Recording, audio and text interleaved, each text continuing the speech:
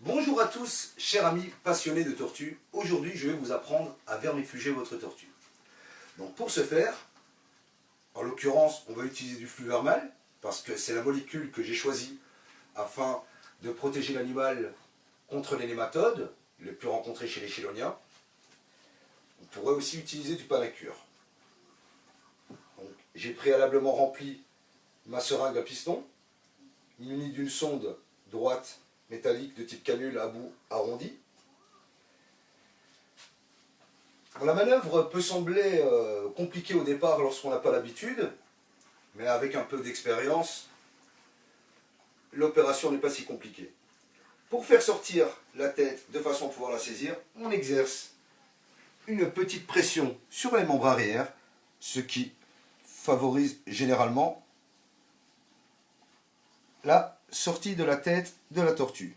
Une fois la tortue saisie au niveau des mâchoires, on va utiliser un petit levier qui sera ici, en l'occurrence, un médiator semi-souple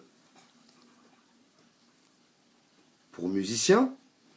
On pourrait également utiliser le capuchon d'un stylo Bic de marque Bic.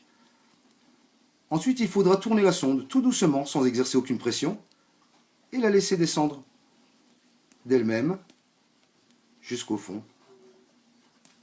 Il faudra ensuite la relever légèrement de 2-3 mm pour éviter toute pression contre le bout de la sonde et faire couler tout doucement le liquide dans le tube digestif de l'animal.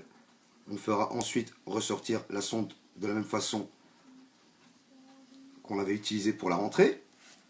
On maintient l'animal tête vers le haut quelques secondes afin de s'assurer que le produit ne remonte pas, qu'il n'y ait aucune régurgitation qui puisse passer par les voies respiratoires et ainsi être nocif pour la santé de l'animal. On peut alors la remettre en position initiale. Votre tortue est vermifugée.